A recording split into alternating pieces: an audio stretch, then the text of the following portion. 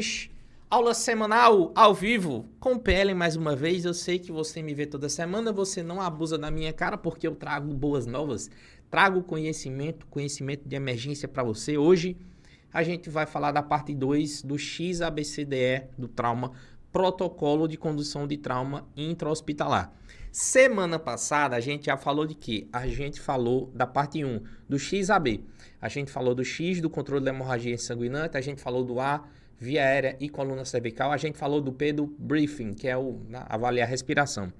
Hoje a gente vai falar do XDE, XDO, CDE. A gente falou do XAB, vamos falar do CDE, para a gente fechar a conta hoje. Então a aula de hoje é uma continuação da aula passada. Mas lembre-se, elas são independentes. Por quê? A filosofia de atendimento do trauma, do XABCDE, diz o seguinte: você só passa para a próxima etapa quando você conclui a etapa atual. Ou seja, você está no X, você só vai passar para o A quando concluir o X. Está no A, só passa para o B quando concluir o A.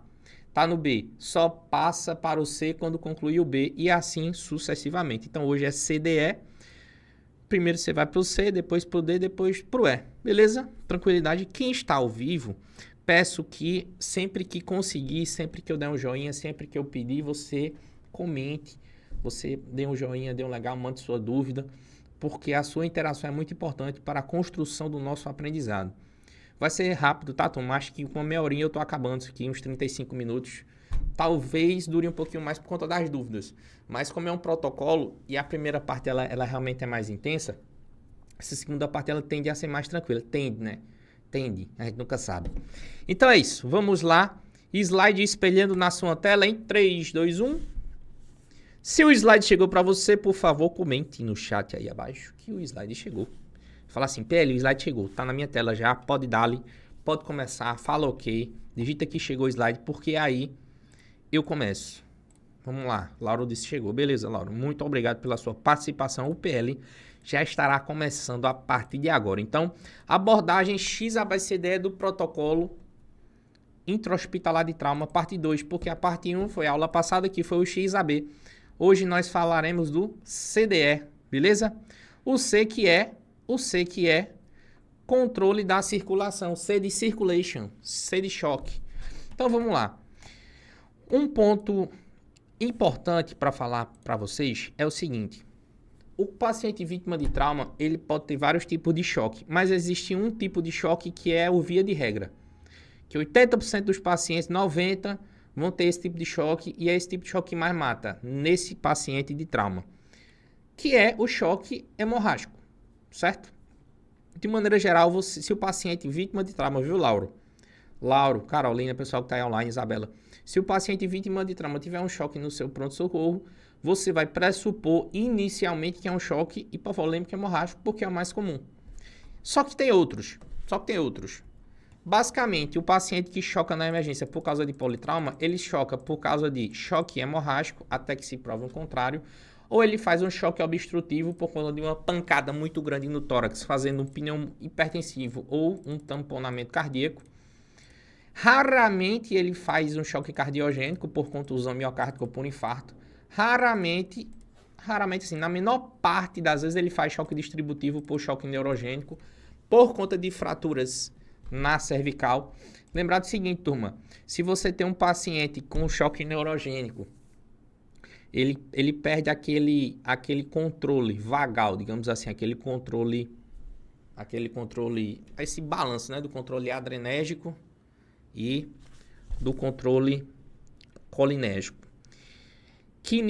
A que nível de lesão em termos de coluna geralmente se encontra a lesão, a fratura em choque neurogênico, acima de que vértebra? Você tem uma pancada nas costas, se a pancada for muito alta, pode dar choque neurogênico. Alguém lembra dessa estatística? De qual vértebra? Vocês lembram disso ou não? Quem lembra, fala aí. Ó o Lucas aí, ó. Lucas, pergunta, seu preceptor vai perguntar. Lucas, o paciente com choque neurogênico tem a coluna fraturada. Provavelmente a fratura foi acima de quê? Não, acima de C7 ele fica tetraplégico. Quase praticamente tetraplégico, né? Mas choque neurogênico, que seria hipotensão com bradicardia, seria acima de T6, certo? Torácica 6. Acima de T6 dá choque neurogênico. Abaixo de T6 vai dar mais aquelas alterações de dermatomos e miótomos, tá? Aí fica para prova e para a vida. Paciente que está com choque neurogênico, que é basicamente hipotensão com bradicardia com extremidades quentes, provavelmente é um paciente com fratura acima de torácica 6, acima de T6. Beleza? Título de informação importante para você se organizar aí no seu raciocínio clínico, tá? É importante isso aqui, né, que eu acabei de falar do choque neurogênico, mas assim, isso para a vida, turma. O paciente chocou na emergência por causa de trauma, só tem basicamente 3 choques principais. O principal é o hipovolêmico hemorrágico, se não for esse, vai ter que ser o obstrutivo, ou por pneumotórax, ou por tamponamento. Se não for esse, provavelmente é o neurogênico. Dificilmente vai ser um quarto choque. Dificilmente vai ser um séptico. Dificilmente vai ser um anafilático. Dificilmente vai ser um cardiogênico. Dificilmente. Ou ele é hipovolêmico hemorrágico, que é o principal, ou ele é algum obstrutivo, ou ele é algum neurogênico. Beleza? Então, basicamente isso, tá? Mas, via de regra, ele vai ser o hemorrágico. Beleza, vamos começar o protocolo agora? Deixa eu tomar um gole de água que a gente começa o protocolo. Ó, Lucas, começa agora, tá? Lucas, Isabela, Laura, ó, protocolo começa agora. Você fez o X, olha pra mim. Você fez o X, você fez o A, você fez o B. Vai começar o C agora. PL, como é que eu começo a avaliar o C? Eu passei do X, passei do A, passei do B. Vou pro C, o C de circulação. Então, primeiro, o que é que você faz na circulação? Você vai examinar primeiro a pele. Então, o diagnóstico de choque ele é predominantemente clínico. Você precisa avaliar os sinais clínicos de choque. Então, pele, perfusão, pressão, essas coisas. Então, primeiro, como é que tá a pele? Você olha pela cor da mão. Se vocês me acompanham no Instagram, eu acho que vocês lembram de uma foto que eu postei de um paciente com choque hipovolêmico pós-operatório no meu plantão. Rapaz, a mão dele estava branca. Então, se você tiver dúvida, eu vou te dar uma dica. Bota a tua mão. Se tu não tem anemia, importante, né, abençoado? Porque se tu tiver anemia, a tua vai estar igual a dele, tu vai achar que é normal e não é. Mas se tu não tiver anemia, tu bota a tua mão do lado da do paciente e compara as duas. Você vai perceber que a sua mão, ela provavelmente vai ser bem mais colada que a do paciente. Isso já vai ser uma evidência forte de choque. Assim como a temperatura da pele. Se a temperatura da pele está fria e a pele está mais úmida, pegajosa, e com o tempo de enchimento capilar maior que 2 segundos, isso é suficiente para diagnosticar o choque. Ponto. O ATLS-11, ele vem nessa pegada, Lucas. Ele vem nessa pegada da importância clínica. Então, se o paciente tem a pele com aspecto mais hipocorada, fria, úmida, com tempo de enchimento capilar alto, acabou-se, é choque. Né? É choque hipovolêmico hemorrágico, provavelmente. Lógico que você vai ver outras coisas, não só a pele, mas assim, você precisa avaliar o pulso, tá certo? Pele, pulso e pressão. O pulso, como é que tá? O pulso tá fino? Tá rápido? Tá fraco? Como é que tá? Se o pulso estiver presente, você estiver sentindo o pulso, provavelmente é um pulso que tem uma sistólica maior que 90, em média. Pressão arterial, o pulso que eu falo é o pulso radial, tá, Lucas? Viu, Isabela? Pressão, lembrar que você não vai se confiar na hipotensão para diagnosticar choque. Aquelas tabelinhas de choque que antigamente tinha no ATLS 10, aquilo ali vai sair agora no ATLS 11, vai ficar só choque leve, moderado e grave. Mas se você lembrar nas tabelinhas de choque, ei, preste atenção, as tabelinhas de choque, a hipotensão só aparece em que grau? Em que grau de choque? Vocês lembram? Lucas que tá aí, ó, Isabela. A hipotensão só aparece em que grau de choque, Lauro? Carolina, Isabela. Isso aí, Lucas, no grau 3. No grau 3. Ou seja, meu amigo, se você tá esperando a hipotensão, acabou-se. Um marcador, Lucas, mais breve de choque é um marcador de perfusão periférica. Um marcador mais breve, que você tem que se confiar mesmo, beira-leite é o quê? A pele, a cor da pele, se tá hipocorada. Se tá fria e úmida, choque. E se o tempo de enchimento capilar tiver alto, maior que 2 segundos, choque. Acabou-se, certo? Lógico que você vai ver tudo. Você precisa ver as outras coisas também. Você precisa analisar o pulso, a frequência cardíaca, né? No caso, a amplitude do pulso e a frequência cardíaca. E precisa analisar a pressão arterial. Como você está conversando com ele, você também vai avaliar o estado mental. Mas o cara que está mais agitado, mais confuso, mais letático, e tudo isso indica hipoperfusão. Mas o suprassumo é isso aqui, turma. Pele, tempo de enchimento capilar pulso, amplitude do pulso, frequência cardíaca e PA. É basicamente isso, tá? Isso daqui que está na sua tela, basicamente vai ser o teu norte hemodinâmico na hora de avaliar o C. Começa aqui. Então, você vai descrever a pele, a temperatura, o tempo de enchimento capilar, como está o pulso, como está a pressão e o estado mental você vai colocar no D, né? Mas aqui é já uma dica, beleza? Não tem muito o que fazer. Pele, se esse paciente, eu vou falar ainda, mas assim, ó, presta atenção, Lauro, Isabela, se esse paciente, no C da gente, no C, se esse paciente ele tem indício de choque, eu já vou fazer já vou tomar algumas medidas, né? O volume, o ácido tranexâmico, às vezes pedir bolsa de sangue, enfim, etc. Mas assim, é o norte, beleza? Tranquilo. E aí você avaliou e vai ver se tem choque ou não, beleza? Beleza. O primeiro ponto é esse. Você avaliar. O primeiro ponto do C, Isabela, Lucas, é avaliar isso daí. Pele, certo? Pulso, frequência cardíaca e PA. Basicamente isso. É o primeiro passo do C. Depois você vai avaliar os sítios na hemorragia. O sítio torácico você já avaliou no B. Só que você vai avaliar agora o sítio abdominal, o sítio pélvico e os ossos longos. Porque são 4 principais sítios de hemorragia, Isabela. No trauma, tirando a cabeça, né?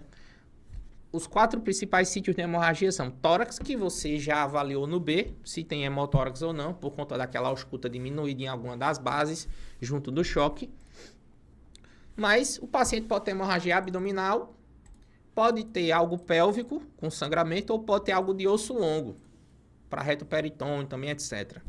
Enfim, é basicamente isso. Então, quando você está na letra C, Lucas, Isabela, Lauro, você avalia primeiro a pele, o pulso, né? Pele, pulso, perfusão lá, tempo de enchimento capilar, frequência cardíaca, PA. E vai examinar o quê? Abdômen, pelve e osso longo. Acabou-se. É isso que você vai fazer. Beleza? É isso que você vai fazer. No abdômen, a única coisa que você vai fazer é o quê? Você vai fazer primeiro a inspeção. Você vai olhar a barriga do cara para saber se tem equimose, ferida aberta, coisa do tipo. Não tendo nada, visualmente não tendo nada, não tem uma contusão, uma pancada, nada do tipo, nada digno de nota, você vai palpar todos os quadrantes. Os 3 de cima, os 3 no meio e os 3 de baixo, não é assim? Hipocôndrio, direito e esquerdo e epigástrio. Hipogástrio, flancos direito e esquerdo. Suprapúbico, fossa ilíaca, direita e esquerda. São 9 quadrantes, né? Que você vai palpar tudo. Para saber se algum tem dor. Quando você está palpando, você vai perceber se tem algum tipo de rigidez ou distensão inespecífica, se o paciente tem alguma defesa abdominal em algum sítio daquele, ou se tem sinal de peritonite, aquele abdômen mais travado em tábua, aquele abdômen rígido. Mas não é o rígido aquele rígido que o paciente mesmo trava com medo. É o rígido, ele está relativamente tranquilo, mas o abdômen bem duro. Então isso é sinal de peritonite.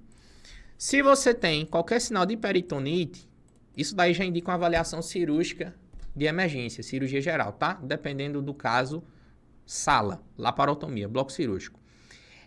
É protocolo do ATLS 11, já era do 10, fazer o FAST, que é ultrassom. Você vai basicamente, Lucas, isso aqui é fácil, tá? Pessoal que não é ambientado com ultrassom, não se preocupem com isso. Isso aqui não é uma aula de ultrassom, mas aqui no ultrassom, qualquer médico pode fazer. Por quê? Se você fizer 1 ou 2 vezes, você já vai pegar a manha. É basicamente analisar 4 espaços. Os 4 espaços são pericárdio, região hepatorrenal, região esplenorenal e região suprapúbica. Ou seja, o pericárdio para saber se tem líquido no pericárdio, que seria tamponamento. O hepatorrenal e o esplenorenal, além do suprapúbico, são para avaliar a hemorragia intraabdominal. Então, é basicamente 4 janelas. Qualquer uma dessas 4 janelas estando positiva, ou seja, tendo líquido, aí você vai ter uma abordagem específica. Mas no exame do abdômen, primeiro você examina, você faz a inspeção, depois faz a palpação, depois passa o FAST. FAST é onde, pele? Pericárdio, hepatorrenal, esplenorenal e suprapúbico. São 4 sítios só, não tem nem o que fazer. Aí a definição é, tem líquido livre ou não? Esse líquido livre é basicamente para saber se você tem indício de sangramento ou não. Então, assim, você não deve ficar se preocupando, caqueando muito nesse ultrassom. É só para saber se tem líquido livre ou não. E aí a gente examinou o abdômen, tá certo? Então, líquido livre no abdômen, no FAST, ou um exame físico que te sugere um sangramento intraperitoneal, intraabdominal, com instabilidade hemodinâmica, ou seja, intervenção cirúrgica imediata, é laparotomia, não tem o que fazer, ou seja, se tem um caso de FAST positivo, você tem um FAST com líquido livre em qualquer janela abdominal, tirando a pericárdica, né? Qualquer janela abdominal, FAST positivo, paciente chocado, você tem que colocar ele na laparotomia. Isso daí é clássico, tá certo? Beleza? É muito importante. Paciente vítima de trauma morre muito por hemorragia intraabdominal, beleza, turma? Beleza? Galera, até aqui, tudo certo, tudo ok, tudo jóia, vocês entenderam direitinho. Se todo mundo entendeu a parte do abdômen, digita sim no chat, digita ok, digita sim, para eu saber que você entendeu. E aí a gente passa para a próxima etapa. Vamos lá. Deixa eu só colocar um negócio aqui para vocês verem. Deixa eu ver se eu consigo colocar no Googlezinho só uma imagem que é importante disso que a gente vai falar agora. Opa, deixa eu ver o chat. Me perdi. Aqui, beleza. Galera que tá online aí, todo mundo entendeu essa parte da pelve? O EFAST também está indicado. O EFAST é o estendido. O EFAST, Lucas, é quando você estende o FAST para as duas janelas, basicamente, pulmonares. Você pode estender. É óbvio que você pode estender se você tiver perícia e tudo, mas não faz parte obrigatória do protocolo. A parte obrigatória do protocolo, teoricamente, são as 4 janelas, né? O pericárdio, hepatorenal, esplenorenal e suprapúbico. Aí, lógico, tu já tá com o ultrassom na mão. Tu sabe ler. Tu vai e joga mais 2 janelas pulmonares em cima, entendeu? E completa. Então, assim, é rápido, né? Por quê? Porque o ultrassom, a finalidade do ultrassom não é ser específico, né, Lucas? Ele é ser o quê? Sensível. Sensível. Então, o FAST, ele não sabe o que é, não sabe o que é porra nenhuma. Ele só vai olhar para saber se tem ou não líquido. O líquido pode ser urina, pode ser fezes rala, pode ser líquido intraperitoneal mesmo, pode ser um achado anormal. Você janelou diferente. E quando você janelou o ultrassom, você não soube interpretar a imagem, interpretou que tinha líquido livre. Então, a finalidade não é dizer o que é dizer se tem ou não. Ponto. Beleza? O EFAST, a única diferença é que o E é de Extended. É o Extended FAST. É o FAST mais o janela pulmonar. Beleza? Então, assim, ok. Tu entendeu essa parte, galera? Beleza. O pessoal já entendeu o abdômen. O abdômen é basicamente inspeção, palpação. Tem sinal de peritonite, sim ou não? Se tem, avaliação cirúrgica. Se no FAST, nas 4 janelas, tem líquido livre na cavidade, com alguma instabilidade, o paciente vai para bloco cirúrgico para fazer laparotomia, porque provavelmente está sangrando na cavidade. Descendo, você já examinou o B do tórax, aí no C você já avaliou aquela circulação, avaliou o abdômen e vai avaliar a pelve. A pelve nada mais é do que você vai pegar nas duas cristas ilíacas e vai comprimir uma contra a outra para saber se tem instabilidade pélvica, porque o sangramento pélvico, ele é um sangramento venoso, mas ele é relativamente volumoso, o paciente choca. Aí quando você pegar na pelve aqui, ó, essa região aqui, ó, certo? Você vai comprimir um lado contra outro, assim, ó, para cima e para baixo também.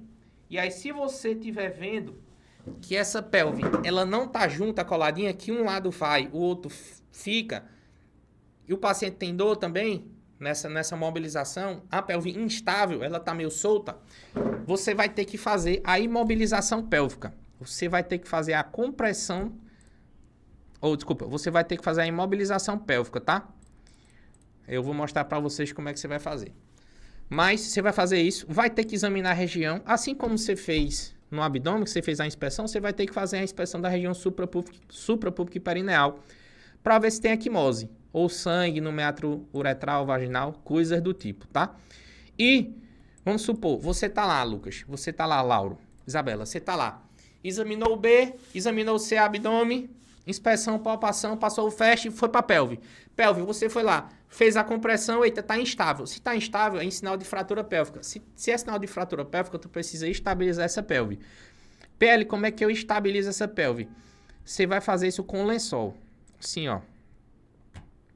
Depois vocês dão uma olhadinha. Existe cinta pélvica para isso, mas a maioria das pessoas a gente costuma fazer com lençol, tá?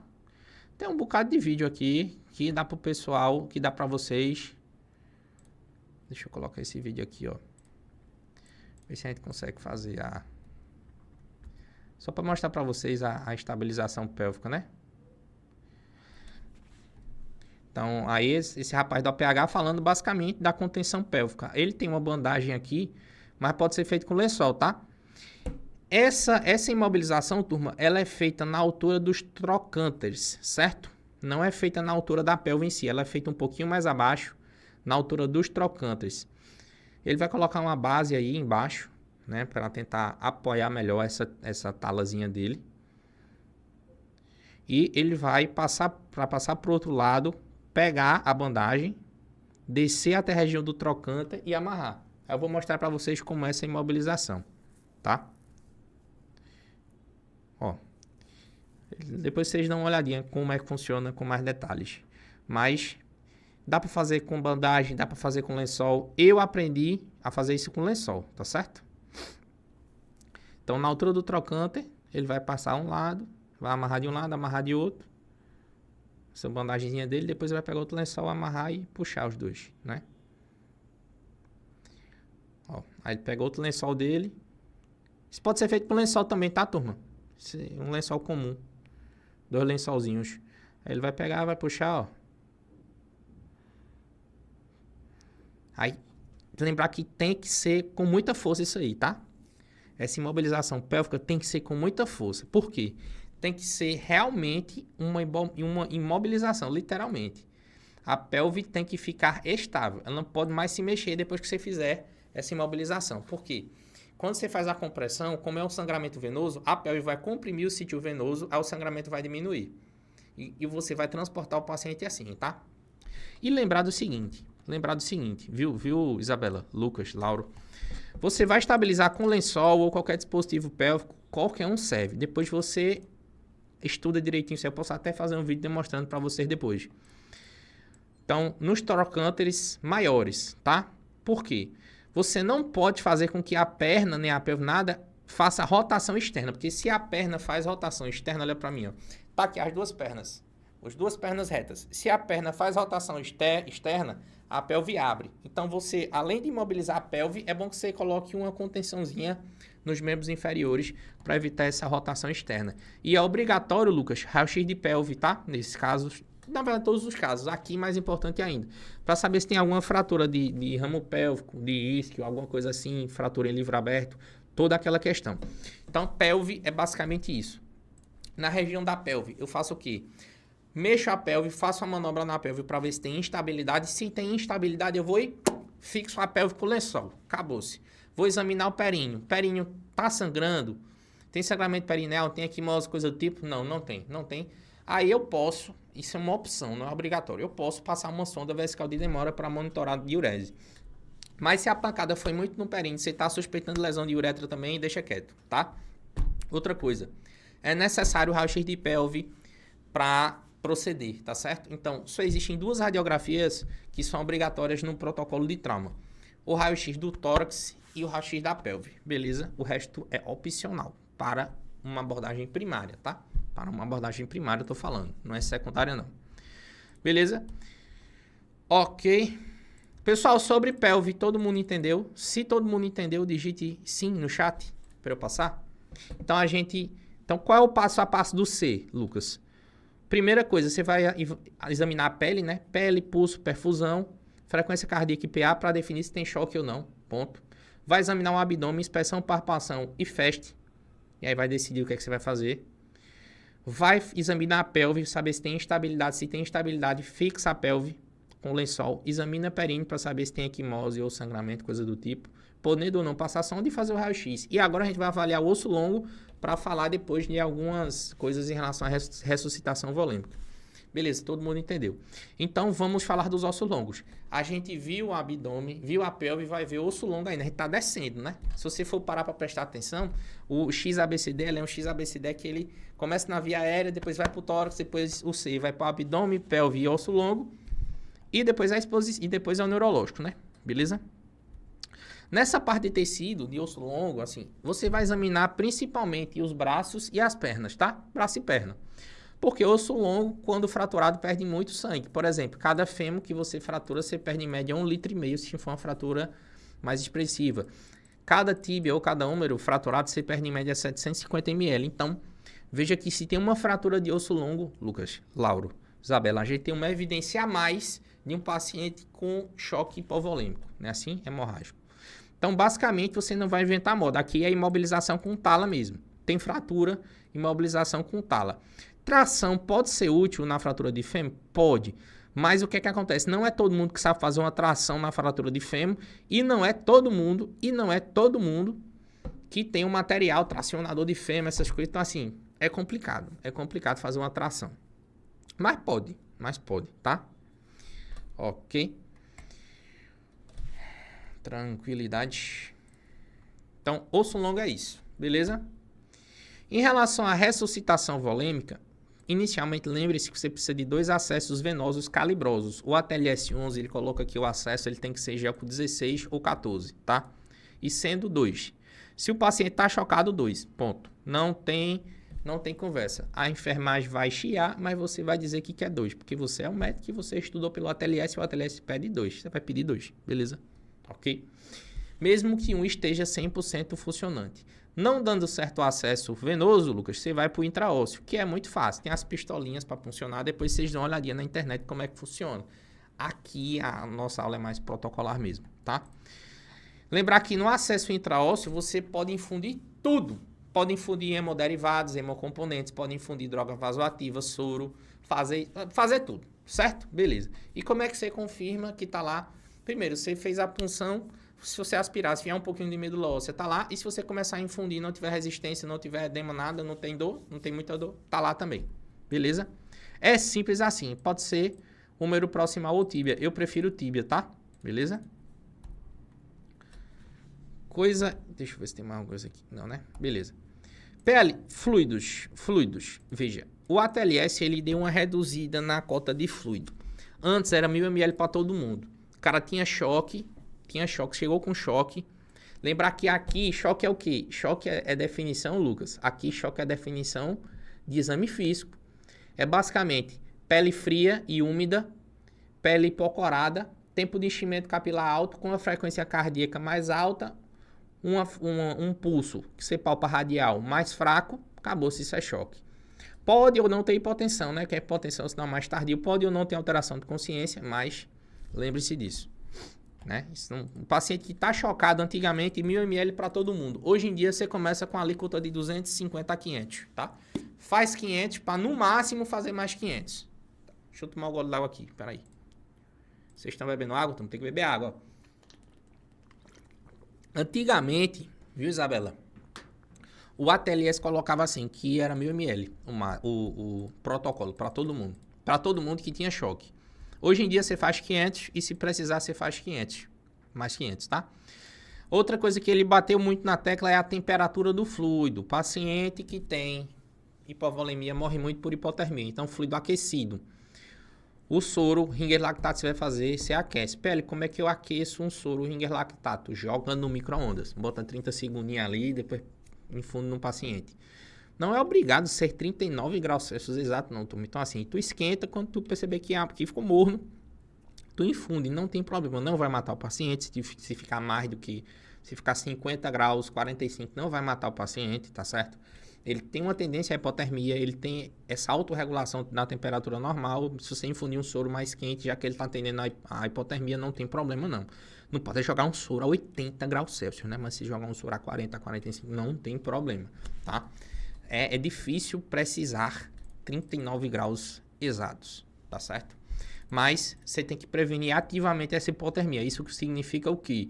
A gente vai falar no viu, Lucas, Lauro? Não é só o fluido aquecido, tem outras coisas. Mas do choque, é isso que eu queria falar com vocês em relação a fluido. O paciente tem evidência de choque, beleza. Como é que funciona o fluido? O fluido você vai fazer 500 ml primeiro, se precisar faz mais 500. Se precisar demais, vai pro sangue, beleza? Vai ter que pedir sangue. Deixa eu ver quem tá online aqui. Se precisar de mais, vai pedir sangue. Beleza, ó. Psiquimed, que eu não sei quem é. Eu nunca sei quem é, eu sempre pergunto, né? Natália, Marcele, Lorena, Lauro, Lucas, Isabel. Psiquimed. Sou eu, PL. Eu quem, abençoado? Me ajude.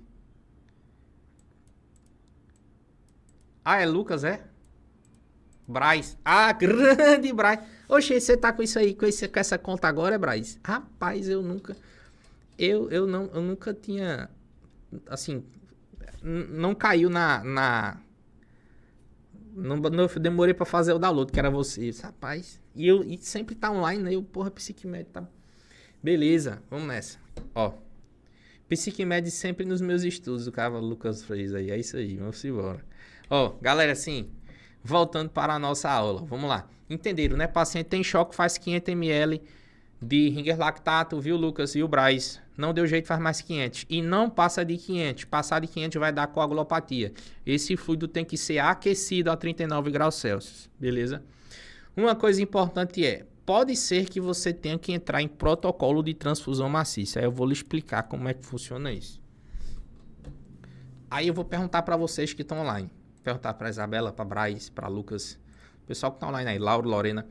Eu faço 500, não deu jeito. Pressão continua baixa, frequência cardíaca alta, paciente agitado, não teve diurese, tempo de enchimento capilar continua alto, pele fria, pegajosa, ainda está hipocorado. Depois de fazer mais 500, fez 1000. Próximo passo é o quê? É droga vasoativa ou é sangue? Próximo passo é o quê? É droga vasoativa ou é hemocomponente? Próximo passo da hemodinâmica. É o quê, turma? Vocês que estão online aí, ó. Comenta aí no chat. Vocês acham que é o quê? É norepinefrina, droga vasoativa ou sangue? Lucas diz transfusão. Perfeito, Lucas. Transfusão. Você está corretíssimo. Você vai fazer uma transfusão. Qual é o tipo de sangue que você pede da transfusão? Sempre O negativo. Antes da tipagem, sempre O negativo. Tá? Para não dar reação. Pode dar... Se você infundir um sangue positivo em alguém que é negativo, vai dar hemólise, né? Vai hemolizar. Vai sensibilizar, né? Então, sempre O negativo, beleza? Ok. Então, lembrar disso. Só que existe uma situação, Lucas, em que se o cara tá muito chocado, você já fez 1000, ele tá muito chocado, é mais eficaz você entrar no protocolo de transfusão maciça, certo? E aí, quando você for abrir o protocolo de transfusão maciça, que é aquele choque grave, paciente que está hipotenso, está taquicárdico, está bem gelado, a pele bem hipocorada, tempo de enchimento capilar alto, não está urinando. Então, esse paciente ele já é um choque grave. Então, ele entra no protocolo de transfusão maciça, que, por definição, é um protocolo que geralmente você faz mais do que 4 concentrados de hemácia em 1 hora, ou mais do que 10 concentrados de hemácia em 24 horas. Então, tá aqui, ó. Então, protocolo de transfusão maciça, a definição é basicamente quando você tem uma necessidade maior de, nas próximas horas, fazer 10 ou mais concentrado de hemácia ou mais do que 4 concentrados em 1 hora. Isso é protocolo de transfusão maciça. Você vai abrir esse protocolo se o paciente está muito grave pelo choque. E o protocolo sempre é assim. Vai transfundir 1 para 1 para 1, ou seja, uma bolsa de hemácia, uma bolsa de PFC, plasma fresco congelado, e uma plaqueta para cada 10 kg de peso, tá certo? Lembre-se disso.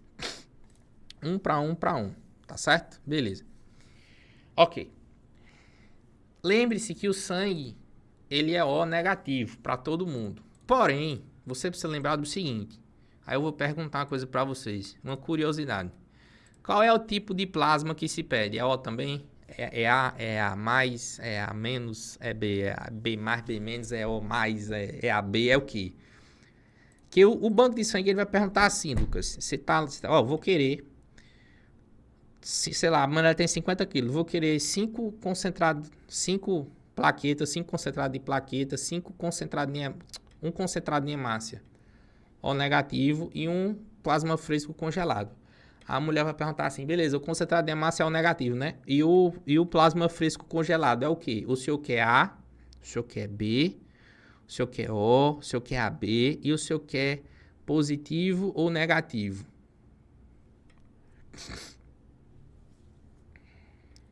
Hein? Essa é uma pergunta boa, né? Ó, aí vamos lá. Geralmente, quando o AB é o padrão para pedir plasma fresco congelado. É o doador universal de plasma fresco congelado, certo? o AB positivo. E eu vou explicar por quê. No plasma é onde estão os anticorpos, certo? Então, o cara que tem o sangue AB positivo, ele não tem anticorpo contra A, ele não tem anticorpo contra B, ele não tem anticorpo contra o sistema RH. E o plasma, ele não vem antígeno dentro, ele só vem mais anticorpo. Então, você joga o plasma fresco congelado do AB positivo, entendeu? Na pessoa. Que não vai ter anticorpo nem contra A, nem contra B, nem contra o sistema RH. Entende? É diferente do sangue, que é o antígeno. O sangue, qual é o que você infunde na pessoa? O O negativo. Porque o O negativo, ele não vai sensibilizar quem está recebendo o sangue. Do mesmo jeito que o plasma AB positivo, por ele só ter anticorpo, ele não tem antígeno, ele só tem anticorpo, ele não vai ter nenhum anticorpo nem contra A, nem contra B, nem contra RH. Ou seja, ele não vai sensibilizar nada. Por isso que o plasma fresco congelado é o AB positivo e o concentrado de hemácia, que é o que tem antígeno, né, por conta do sistema AB e RH, é o O negativo. Vocês entenderam isso, sim ou não?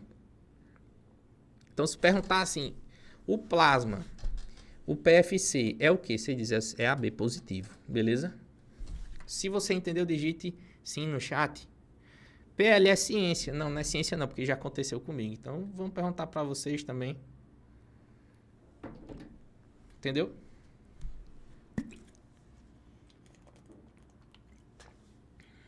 Beleza? Lembrar disso. Ok. Voltemos para a nossa prática. É o seguinte. Então, você vai abrir o protocolo de transfusão maciça se o cara está em choque considerado grave, 1 para 1 para 1. Lembrando que o concentrado em hemácia é o negativo, o plasma é AB positivo, certo? Beleza. E vai fazendo 1 para 1 para 1. Ok. Uma das coisas que você não pode esquecer é o ácido tranexâmico. Se o cara chegou na sua emergência em até 3 horas do trauma, você vai fazer ácido tranexâmico. E você tem duas opções para fazer esse ácido tranexâmico. Você tem a opção de fazer a primeira dose, que é 1 grama, em 10 minutos, seguido da segunda dose em infusão contínua em 8 horas, nas próximas 8 horas. Ou você tem uma opção de fazer 2 gramas dose única. PL, qual é a que você prefere? A que eu prefiro é a de cima. Por quê? Geralmente eu não fico com esse paciente na emergência. Eu estabilizo ele e jogo ele para a UTI. Então, inicialmente, lá na minha porta, isso aqui é para todo mundo que está chocado. 1 grama de choque, no caso, todo mundo que está chocado por choque hipovolêmico hemorrágico do trauma, né?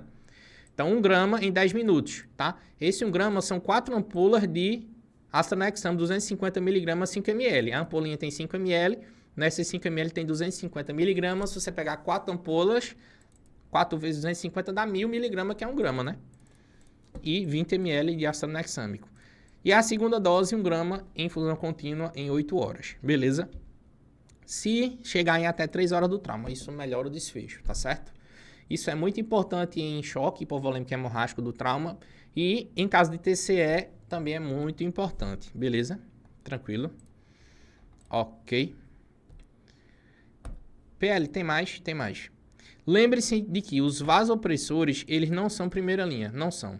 Vasopressores, Lucas, você utiliza quando? Você utiliza quando o paciente está hipotenso depois do volume, ainda vai demorar para chegar o sangue, aí você pode iniciar uma norepinefrina para ele por enquanto. Quando for entrando o sangue, você vai desmamando a norepinefrina, beleza? Mas você vai evitar fazer, tá? Você vai evitar fazer.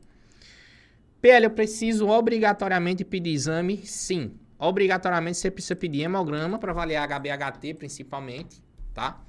Tipagem sanguínea e prova cruzada por conta das transfusões. Porque, olha, Lauro, Lucas, Isabela, Lorena, a primeira transfusão que a gente faz é o negativo para todo mundo, de concentrado, quando a gente não tem a tipagem. Depois da tipagem, a gente faz o tipo de sangue da pessoa, tá? Depois da tipagem, faz o tipo de sangue da pessoa, beleza? Mas a primeira é o negativo. Beta-HCG para mulheres em idade fértil. Sempre, não esqueça disso. Isso, inclusive, é obrigatório, tá? Gasometria também é obrigatório, mas é basicamente para avaliar lactato e Bezeqs. Isso aqui é mais para te ajudar na hemodinâmica, turma, na perfusão, tá? Isso é protocolar também. E coagulograma e fibrinogênio, se você tiver, para avaliar estado de coagulação e fibrinólise do paciente.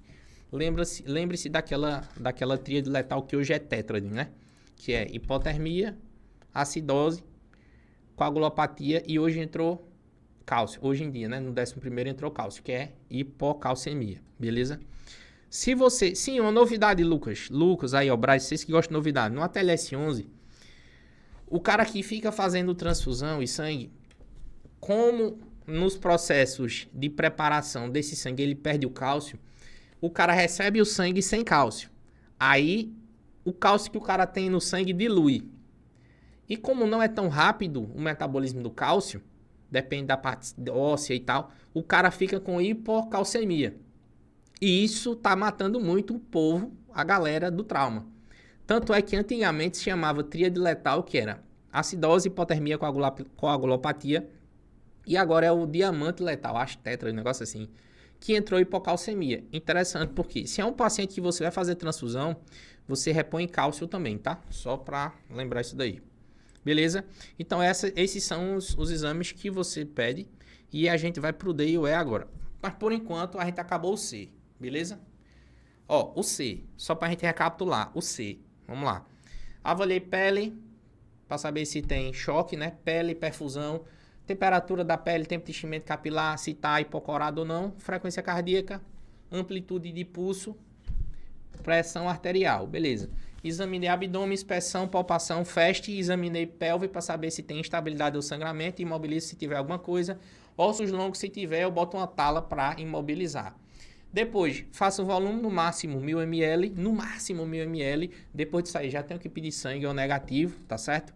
AstraZeneca com 1 grama, se o trauma foi em até 3 horas da emergência lá, se ocorreu em até 3 horas, você faz 1 grama em 10 minutos, infundido em 10 minutos, seguido de 1 grama nas próximas 8 horas, ou 2 gramas dose única.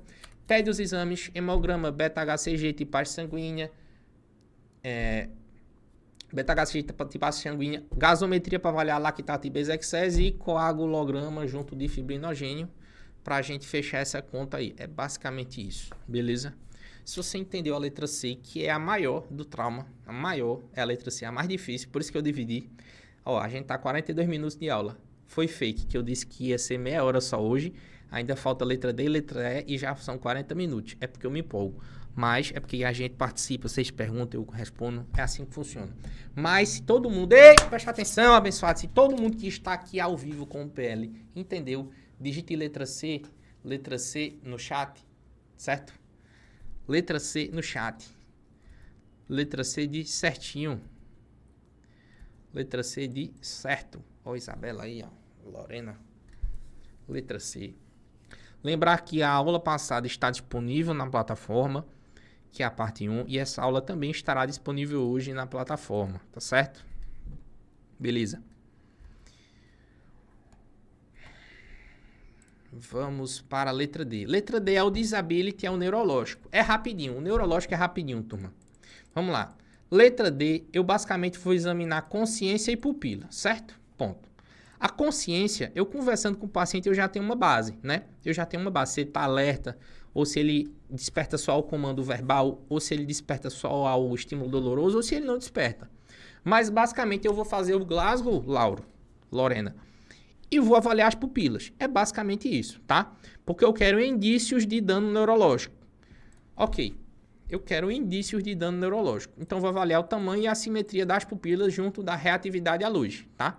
Se o paciente está se queixando de alguma coisa, eu vou avaliar a função motor e sensorial. Isso não é obrigatório, só é obrigatório se você está com um paciente que ele está com alguma queixa, você está suspeitando de algum TRM, você vai avaliar aqueles dermátomos e miótomos, certo? Mas o principal objetivo é prevenir uma lesão secundária aqui, tá? São aquelas medidas de neuroproteção, beleza? Tranquilo. Aí vamos lá. Deixa eu ver o que é que tem mais aqui. Sim, nível de consciência, ou o cara tá alerta, ou despertar o comando verbal, ou despertar o comando doloroso, ou tá inconsciente, né? Lembre-se, se vai fazer o Glasgow, se o Glasgow tá menor que 9, isso indica perda de reflexo de proteção de via aérea, isso indica intubação. E a galera que fez o trio já sabe como é que se avalia os reflexos de proteção de via aérea. Lucas, que tá aí ao vivo, fez o trio.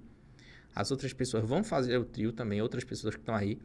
Mas reflexo de proteção de via aérea é uma aula que a gente dá lá, que é muito importante, porque a gente acaba desmistificando essa história do Glasgow e focando mais nos reflexos de proteção, beleza? Mas assim, de maneira geral, para trauma, Glasgow menor que 9, você intuba o paciente.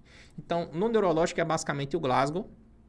E lembrar que se o cara tem TCE, você tem que avaliar o Glasgow para classificar o TCE. De 13 a 15 é leve, de 9 a 12 é moderado e de 8 para baixo é grave, tá certo? Beleza? Ok. Lembre-se disso. Ó, pupilas. Você tem que avaliar basicamente o tamanho, a simetria e a reatividade. Se ela tá em miose, pode ser medicamento, alguma coisa do tipo. Se ela tá em midríase, é bronca. Se ela tá em anisocoria, é sinal de hipertensão intracraniana, sangramento intracraniano, tá? E se ela está reativa ou não. Como é que funciona essa questão das pupilas? Se a midríase está fixa, acabou-se. O cara já está muito, muito ruim. A evolução de gravidade, ó, para vocês não esquecerem mais, vocês que estão ao vivo aí, ó. Deixa eu ver quem é que tá ao vivo aqui, ó. Isabela, Laura, Lorena, Lucas, Marcela, Natália e Francisco Braz. Para não esquecer mais. Quando o cara começa com sangramento intracraniano, pessoal, existe um par que é o oculomotor, que é o terceiro par, né? É o terceiro... facial, vestíbulo, acho que é o terceiro par. Óptico, não, calma. Óptico, olfatório, oculomotor, é isso mesmo, né? É o terceiro. Enfim, eu acho que é o terceiro par. O terceiro par, quando a gente sangra intracraniano, aí o que é que acontece com o terceiro par? O terceiro par, ele é comprimido pela pressão. Essa compressão do terceiro par começa a dar alterações na pupila. E começa com uma discreta anisocoria, com um discreto prejuízo de reatividade de pupilas, certo? Depois evolui com anisocoria mais expressiva, com menos reatividade ainda, e depois fica midríase fixa, certo? Quando tá midríase fixa já é o último estágio, é quando tá com hipertensão intracraniana muito grande. Porque primeiro evolui com um déficit de reatividade, depois faz uma anisocoria mais expressiva, depois faz midríase fixa, certo? Só para lembrar isso daí. Isso foi puxar longe agora esse negócio de terceiro par. Isso é coisa de neuroanatomia, né? Misericórdia. Mas é a vida. E é interessante isso aí, você lembrar disso, porque é um sinal clínico bem sensível, tá? Beleza? Então lembre-se disso. É basicamente isso, lá, galera. É Glasgow e avaliação de pupilas, tá? Beleza. Lembre-se que se o cara tem alguma suspeita de TRM, foi um politrauma, acidente de carro, de moto, etc., você vai avaliar basicamente força e sensibilidade dos membros superiores e inferiores. Vai pegando nos braços e nas pernas para avaliar se está sentindo ou não. Tônus retal. Veja, isso aqui é um protocolo do ATLS que eu não faço. De jeito nenhum, não tem quem me faça. Meu irmão, não faço isso. Eu não faço. Eu vou explicar como é que funciona. O cara que perde o tônus retal... Olha essa daqui, Braz. Pessoal que tá online aí. Veja em que situação a medicina deixa o médico. O cara que tem um... Deixa eu ver se tá gravando aqui esse trecho aqui por fora. Beleza, vamos lá. Esse trecho aqui vai dar o que falar. É o seguinte. O cara que tem um trauma raquimedular, ele pode perder o tônus do esfíncter anal. Pele, como é que eu testo o tônus do esfíncter anal? Exatamente. Você vai colocar o dedo lá naquela região. E vai ver se o cara tem reação de contração. Para saber se ele tem o tônus do esfíncter anal intacto. Tá vendo que eu não vou testar um negócio desse? Eu não vou, pô. Você tá maluco? Você já imaginou se eu tô de plantão? E do nada, eu vou fazer um exame físico desse.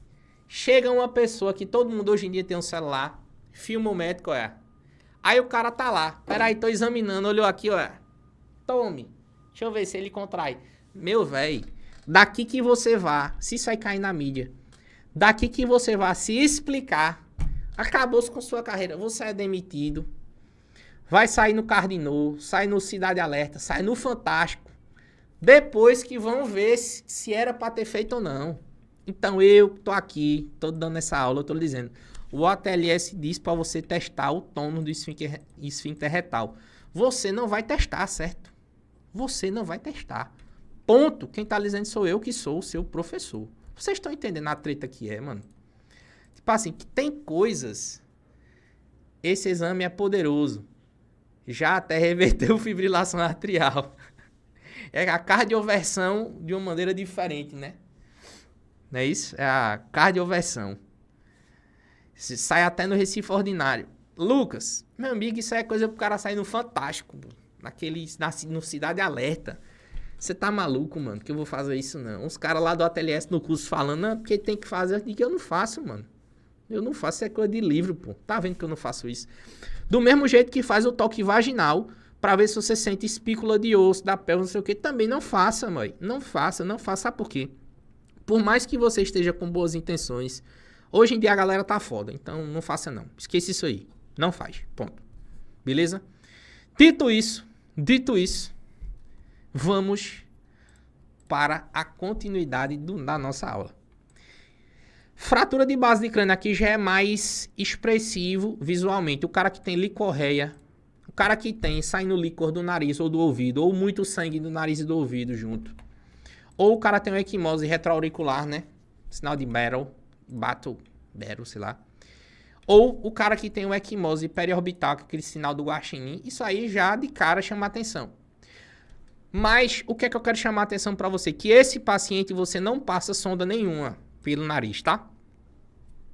Você não vai passar a sonda nasointeral, não vai passar a nasogástrica e nem vai passar a cânula nasofaríngea. Não vai. Você pode ter uma fratura da lâmina cribiforme e a sonda passar direto para o intracraniano. Então você não vai fazer isso. Lembrar que nesse paciente que tem evidência de TCE, as coisas mais importantes são as medidas de neuroproteção nesse início. Viu, Lucas? Lucas Braz, ó. Duas principais medidas. Evitar hipóxia, evitar hipotensão. Se você começa dessa forma, já começa bem.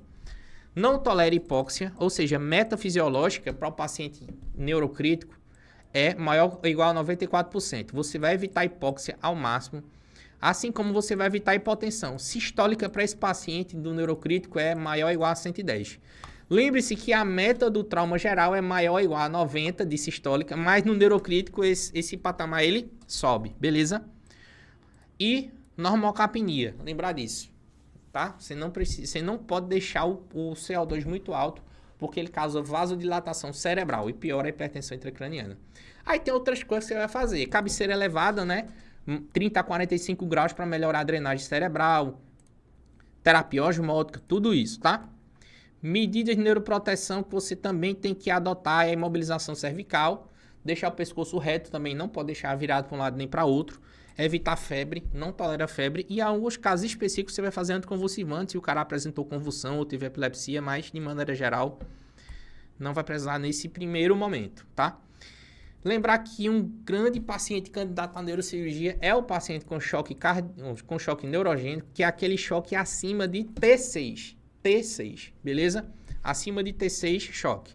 E o choque neurogênico, ele é uma fratura ali na região de T6 para cima, que quebra com esse controle colinérgico adrenérgico. E aí o cara vai ter hipotensão com bradicardia, uma coisa que já é extremamente incomum, né? Isso dá mais em choques cardiogênicos de origem de BAVT, etc. Mas aqui você vai ver que é um eletro normal, o cara hipotenso, bradicárdico com extremidades quentes. Extremidades quentes é uma distribuição de sangue errada, ou seja, é um choque distributivo. Quais são os choques que dão extremidades quentes? Anafilático, né? Vasodilatação, pum. Fase quente do choque séptico e choque neurogênico, extremidades quentes. É um choque com extremidades quentes, não é assim? E lembrar do seguinte, por mais que o cara tenha um componente neurogênico, lembrar que a maioria morre por hemorrágico, né? Certo? Beleza? Não esqueça disso. O cara que tem choque neurogênico, não muda muita coisa não. É o que? Reposição de volume no máximo ml. Começa a norepinefrina antes do sangue chegar. Meta de no mínimo 85 a 90 PAM, acima de 85 a 90, e avaliação da neurocirurgia, quanto antes, tá certo? Quanto antes. Não esqueça disso, avaliação da neurocirurgia em alta escala para você não esquecer. TRM com choque neurogênico ou com déficit motor sensitivo ou um TCE moderado a grave, avaliação da neurocirurgia, tá? Assim como quadros de TCE leve com indicações de tomografia de crânio, beleza?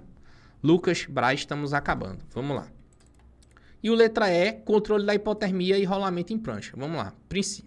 Primeiro, você vai expor o paciente inteiro para ver se teve alguma coisa que você não viu que passou batida, algum sangramento, etc. Beleza.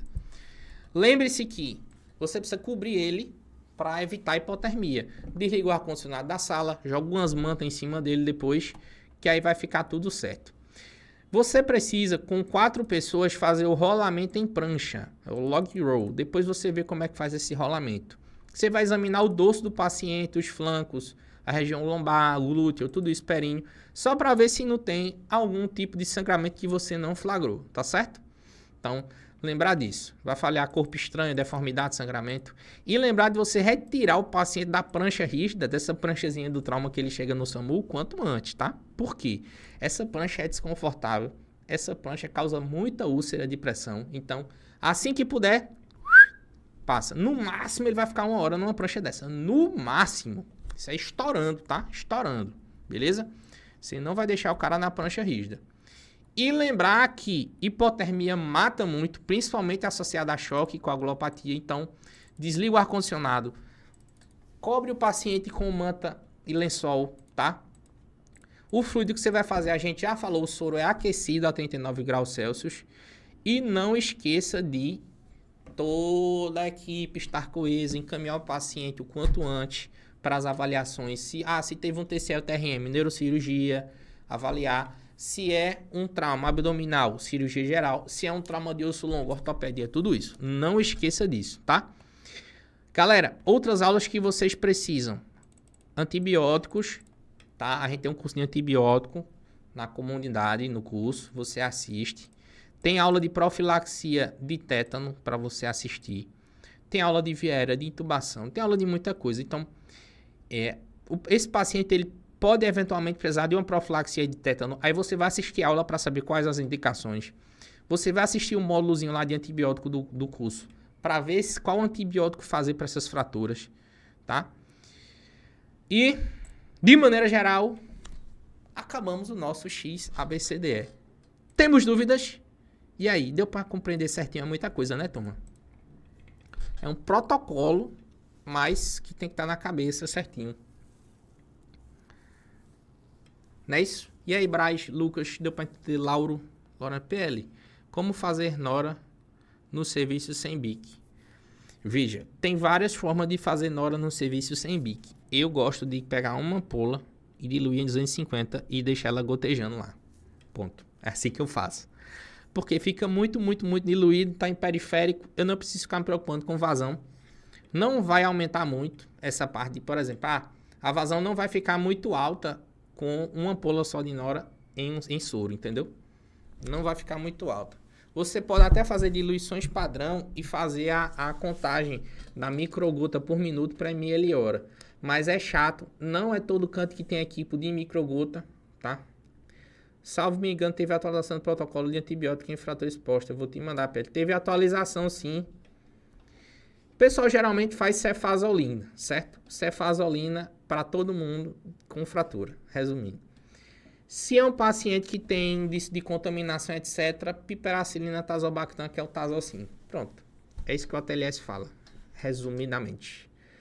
Mas você tem que avaliar outras coisas, né? Então, antibiótico em fraturas é um mundo, dá uma aula bem interessante. Tanto pelo tipo de fratura, quanto pelo mecanismo de contaminação, quanto pela colonização que o paciente já tem, né? Se ele tem dispositivos intravenosos ou não, tudo isso. Beleza? Mas me manda assim que eu dou uma olhadinha, claro. É muito interessante. O transamin às 8 horas, é incêndio de soro também. Incêndio de soro também, Lucas. Transamin 4 ampolas de 250 miligramas, ou seja, 4 ampolas de 5 ml, né? Você prescreve assim, ó, ácido tranexâmico, 250 miligramas barra 5 ml, traço, 4FA mais 100 ml soro fisiológico 0,9%, vírgula EV, vírgula em 8 horas. Aí, se você quiser saber quanto dá em ml hora, você soma, né? Ou você divide. Você faz assim, ó. Deixa eu pegar só para lhe mostrar, ó. Minha calculadorinha. Ó, vamos lá. Você tem 120 ml, né? 120 ml de solução, não é? Que é 100 de soro com 4 ampolas de 5 de transamin. Dividido por 8, você tem uma vazão de 15 ml hora. Beleza? Aí você bota lá, vírgula em bic, vírgula, ou entre parênteses, né? 15 ml hora. Pronto. Aí quando acabar, vai ter dado as 8 horas lá, né? Ou o pH... Veja, se você pretender trabalhar com APH, com pré-hospitalar, você vai ver que o pré-hospitalar, ele já está fazendo 2 gramas dose de ataque de uma vez assim, ó, pum. E não faz mais. E aí não se faz mais na emergência. Então, se você pegar na sua emergência o cara do pré-hospitalar, o SAMU lá, que já fez 2 gramas, acabou se não faz mais, beleza? E na sua emergência ele tem a opção de fazer 2 gramas dose única, ou tem a opção de fazer esse 1 grama agora, mais 1 grama nas próximas 8 horas. Aí o que é que acontece, Lucas? PL, por que que eu gosto dessa formulação? Assim, o cara faz 1 grama agora e já vai se organizando para uma vaga de UTI, transferir e tal. Porque dependendo da unidade que você esteja, você não vai ter muitas ampolas de transamin. Então, se em um único paciente você faz 2 gramas, você vai estar utilizando 8 ampolas de transamin. Vamos supor que no estoque tenha só 20. Se chegar a 2 pacientes, tu fez 8 e 8, no terceiro paciente já não tem mais nada. Já só tem 1 grama, entendeu? Aí eu prefiro fazer mais fracionado. Eu ganho mais tempo, tá ligado? Eu ganho um timezinho ali, eu consigo abranger mais pessoas. Se chegar muita gente de uma vez, eu consigo fazer 1 grama em todo mundo. Pelo menos, de primeira. E ganho 8 horas para poder fazer esse outro grama, né? Lógico que seria ideal que fosse 1 grama infundido em 8 horas. Mas se eu perder esse time, eu vou jogar outro grama de uma vez, estiver chegando perto, enfim. Eu entendo que do ponto de vista logístico isso é melhor. Lógico que não é o cenário ideal, né? Mas é a vida.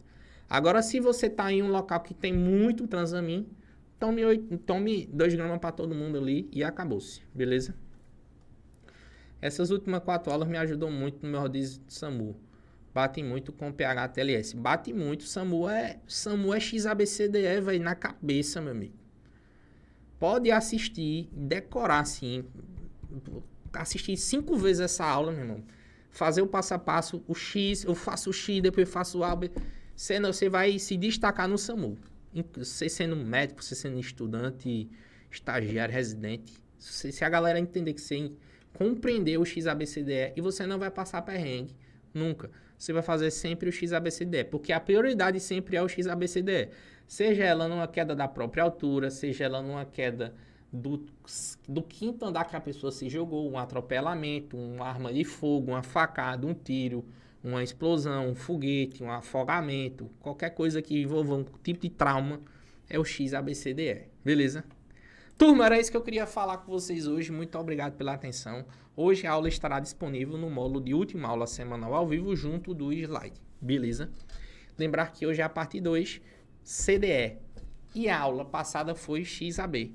Assiste a primeira, depois assiste essa e a gente faz o nosso XABCDE, beleza? Em breve montaremos um protocolo através de um PDFzinho para mandar para vocês utilizarem na prática. Mas o protocolo ele vai ser muito resumido, muito resumido. O protocolo é só um checklist, é só para o cara não esquecer. Se o cara não tem a base da aula, não serve tanto. Tem que ter a base da aula que vocês estão vendo aqui. Aí vocês entendendo, vai pegar o checklistzinho e brasa. Belezinha? Galera, muito obrigado pela atenção de todos. Tamo junto. Beijo do PL. Se cuidem. Abraço.